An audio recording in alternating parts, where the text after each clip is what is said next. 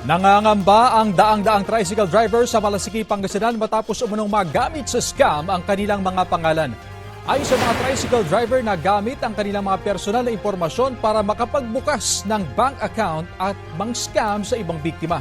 Hinala nila nakuha ang kanilang pangalan, pirma, litrato at kopya ng valid ID nang maimbitahan sila sa isang pribadong compound noong 2021 at 2022 para sa ayuda raw na 150 pesos. Ayon sa Malasiki Police, lumapit na sa kanila ang mga tricycle driver matapos may matanggap na sabina mula sa Cordillera at Mindanao ang apat sa kanila. Tinulungan din daw nilang ipasara ang account ng ilang biktima sa isang bangko dito sa Dagupan City. Patuloy naman ang investigasyon sa insidente.